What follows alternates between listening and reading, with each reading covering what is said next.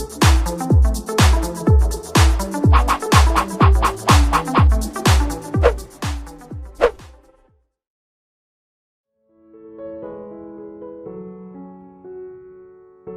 semuanya, kembali lagi dengan saya, Alvin Sebastian.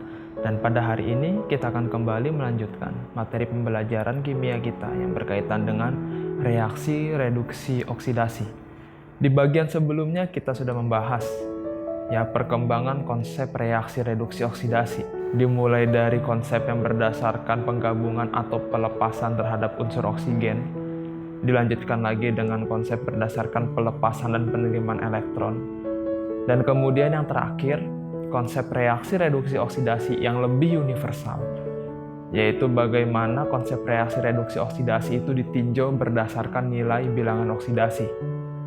Di video sebelumnya saya sudah menjelaskan bagaimana ketika gas hidrogen bereaksi dengan gas oksigen menghasilkan molekul air yaitu H2O. Pada reaksi tersebut, konsep reaksi reduksi oksidasi hanya dapat dibahas berdasarkan penggabungan dan pelepasan terhadap unsur oksigen. Hidrogen bereaksi dengan oksigen menghasilkan H2O. Hidrogen yang awalnya tidak mengandung unsur oksigen. Kemudian setelah reaksi kimia terjadi, di dalam senyawanya oksigen bergabung dengan hidrogen membentuk H2O. Nah, kalau kita perhatikan di konsep tersebut, artinya konsep tersebut hanya bisa dijelaskan berdasarkan konsep penggabungan dan pelepasan oksigen. Tidak bisa dijelaskan berdasarkan pelepasan atau penerimaan elektron. Karena konsep pelepasan dan penerimaan elektron hanya berlaku untuk senyawa dalam bentuk ikatan ion. Akan tetapi H2O itu kita tahu bahwa dia berikatan secara kovalen, bukan berikatan secara ion. Bagaimana kita bisa menjelaskan konsep reaksi reduksi oksidasi yang terjadi pada reaksi antara gas hidrogen dengan oksigen menghasilkan H2O, sehingga dikembangkanlah suatu konsep reaksi reduksi oksidasi yang lebih universal, yaitu berdasarkan peningkatan nilai bilangan oksidasi. Kalau kita mau ingat kembali, bilangan oksidasi merupakan muatan yang dimiliki oleh suatu atom akibat terjadinya pergeseran elektron. Pergeseran elektron ini terjadi karena ada perbedaan nilai keelektronegatifan antara atom-atom yang berikatan, sehingga pasangan elektron ikat yang berada di antara kedua atom tersebut tertarik menuju ke arah atom dengan nilai keelektronegatifan yang lebih besar. Sehingga ketika elektron tersebut tertarik ke arah atom dengan nilai keelektronegatifan yang lebih besar, atom tersebut akan lebih bermuatan negatif. Sedangkan atom lain yang nilai keelektronegatifannya lebih kecil akan bermuatan positif karena elektron yang digunakan untuk berikatan itu bergeser ke atom lainnya. Sedemikian rupa. Nah, kita akan coba satu contoh soal lagi bagaimana kita bisa memprediksi saat mana yang mengalami reduksi atau saat mana yang mengalami oksidasi dari suatu soal yang saya akan berikan nanti. Nah, kalau kita mau ingat kembali di dalam konsep reaksi reduksi oksidasi berdasarkan peningkatan ataupun penurunan nilai bilangan oksidasi. Oksidasi merupakan suatu zat yang mengalami peningkatan nilai bilangan oksidasi. Sedangkan reduksi merupakan zat yang ketika reaksi kimia itu terjadi, dia mengalami penurunan nilai bilangan oksidasi. Kita akan coba review sedikit dengan menggunakan contoh soal berikut. Di sini saya memiliki padatan karbon yang bereaksi dengan gas oksigen menghasilkan gas karbon dioksida. Kita akan coba analisis bersama-sama dari reaksi ini apakah terjadi reduksi maupun oksidasi. Dan kalaupun terjadi, saat mana yang mengalami reduksi, saat mana yang mengalami oksidasi.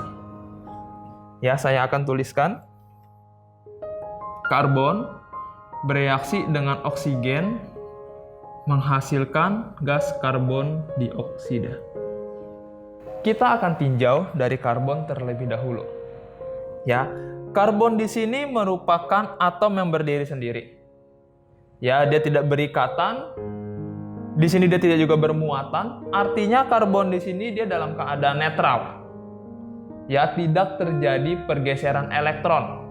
Tidak bermuatan positif maupun negatif. Artinya perbandingan antara proton dan elektronnya masih seimbang. Sehingga dia merupakan atom netral yang tidak memiliki muatan.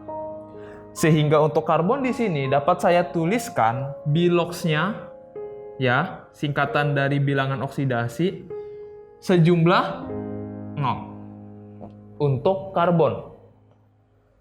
Sekarang kita akan tinjau berikutnya ke O2. Ya, O2 merupakan molekul diatomik gas oksigen ketika tersedia di alam dalam bentuk molekul diatomik O2. Ya, gas oksigen, gas hidrogen, gas nitrogen, gas klorin, gas fluorin.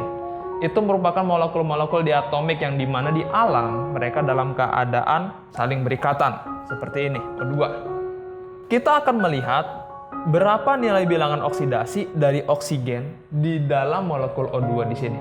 Masing-masing O itu kira-kira muatannya berapa? Kalau kita mau tinjau kembali, ya, O2 memiliki bentuk molekul linear yang sedemikian rupa struktur Lewisnya. Ya, oksigen memiliki nomor atom 8, ya, oksigen memiliki nomor atom 8 dengan konfigurasi 26. Ya, sehingga elektron valensinya adalah 6. Sehingga untuk mencapai keadaan stabil di mana jumlah elektron valensinya adalah 8, dia membutuhkan 2 elektron. Masing-masing oksigen membutuhkan 2 elektron. Sehingga apabila 2 atom oksigen itu saling berikatan, mereka akan membentuk ikatan rangkap 2. Ya, di mana ada 2 pasang elektron yang saling berikatan, sehingga masing-masing oksigen bisa mencapai keadaan oktet. Sehingga dapat dituliskan menjadi seperti ini. Sedemikian rupa. Kita perhatikan, ya, ada 4 elektron atau 2 pasang elektron ikat yang berada di antara kedua atom O. Kalau kita mau ingat kembali berkaitan dengan molekul nonpolar, ya, pada O2 di sini pasangan elektron ikatnya tidak bergeser ke atom manapun. Karena pasangan elektron ikat di sini berada di tengah-tengah di antara kedua atom dengan nilai keelektronegatifan yang sama. Ya, sehingga posisi dari pasangan elektron ikat ini seimbang. Dia tidak bergeser ke atom O manapun. Sehingga dapat dikatakan bahwa setiap oksigen di sini bermuatan netral. Ya, kalau kita mau lihat kembali berkaitan dengan konsep molekul nonpolar, ya, di dalam molekul diatomik, apabila tidak ada perbedaan nilai keelektronegatifan antara 2 atom yang berikatan, maka kedua atom tersebut tidak akan mengalami pengutupan, tidak akan mengalami pembentukan muatan. Karena pasangan elektron ikatnya berada di tengah-tengah, letaknya seimbang, tidak bergeser kemanapun. Sehingga dapat dikatakan bahwa kedua atom oksigen di dalam O2 di sini, ya, bilangan oksidasinya adalah sebesar 0. Sekarang kita akan tinjau bagaimana nilai bilangan oksidasi karbon dan oksigen setelah mereka bereaksi. Artinya bagaimana nilai bilangan oksidasinya di dalam molekul CO2 atau karbon dioksida. Ya, kalau kita mau tinjau, karbon dioksida memiliki struktur Lewis sedemikian rupa.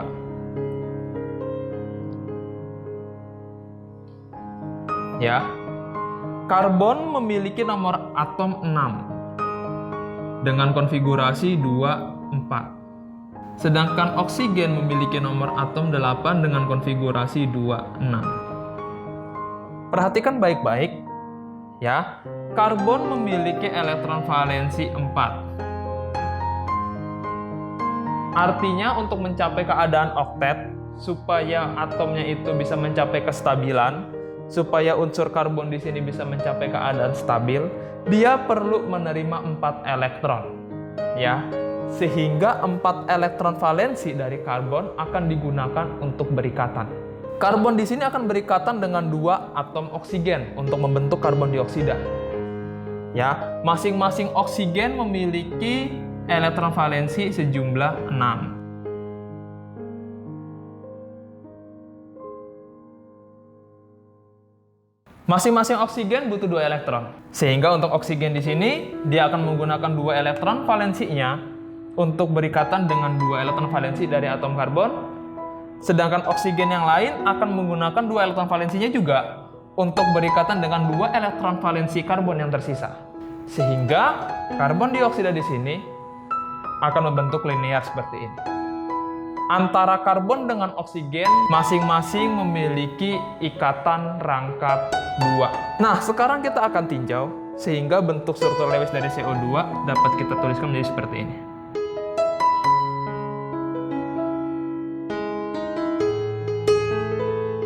Ada 2 pasang elektron ikat di antara karbon dengan oksigen di sini, demikian juga di bagian di sini.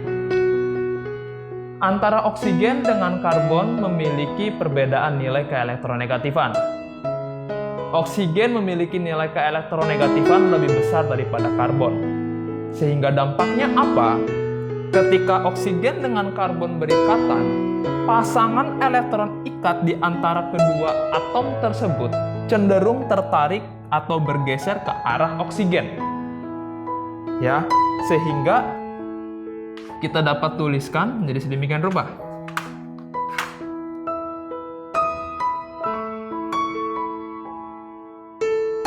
Nah, kita perhatikan baik-baik. Ya, di dalam bentuk molekul seperti ini, ya, terdapat 2 elektron yang bergeser dari karbon menuju ke oksigen. Demikian juga dengan oksigen yang di sebelah sini. Sedangkan kalau kita lihat dari karbon, ya, 2 elektron valensi karbon bergeser menuju ke oksigen yang di sini, 2 elektron valensi yang lain bergeser menuju ke oksigen yang lain. Sehingga karbon seolah-olah mengalami pelepasan elektron. Ya, keempat elektronnya menjauh, mendekat ke arah atom dengan nilai keelektronegatifan yang lebih besar.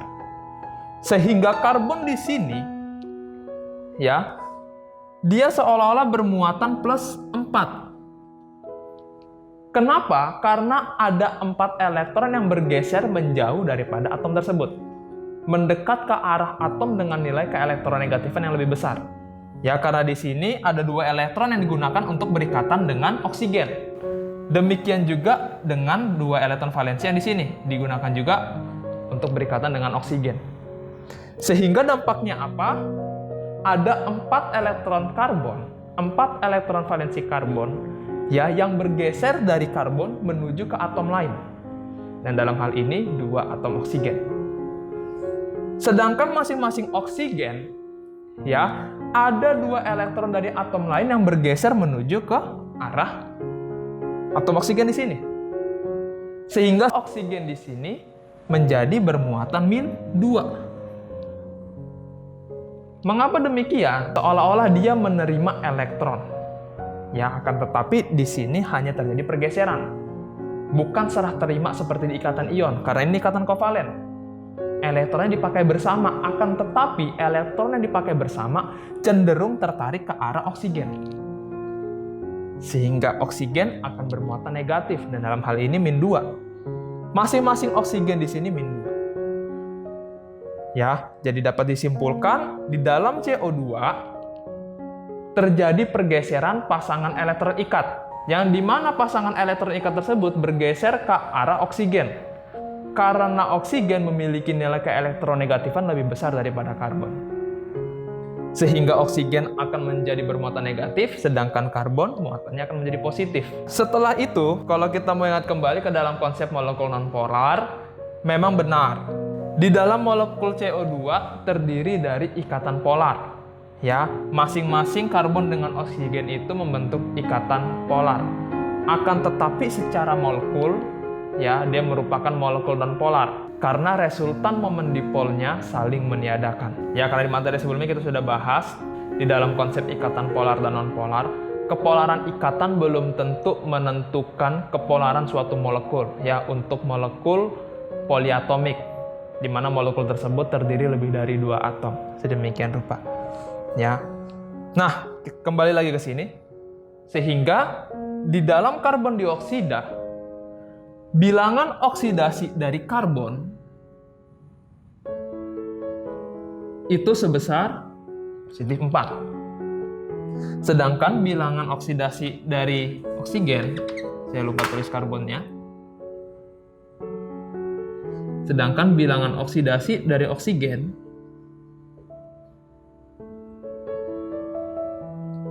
ya, itu sebesar -2. Bilangan oksidasi berbicara muatan yang dimiliki suatu atom. Jadi kita tidak perlu akumulasikan.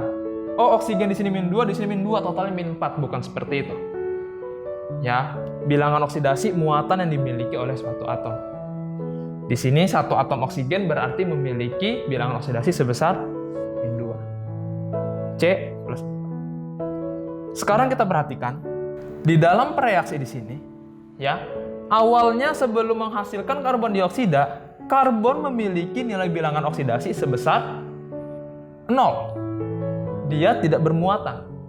Namun setelah reaksi berlangsung, karbon di sini muatannya meningkat dari 0 menjadi plus 4. Karena dia mengalami peningkatan nilai bilangan oksidasi.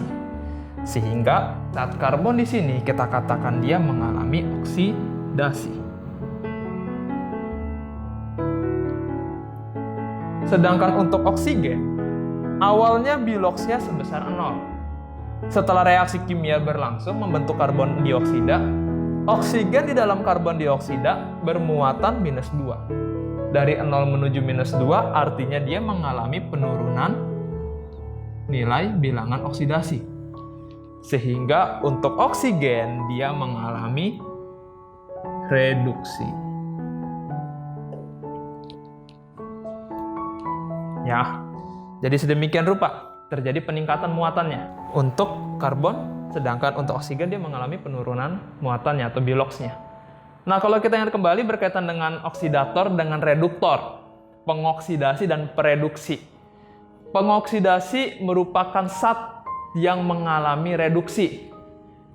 Pereduksi merupakan zat yang mengalami oksidasi.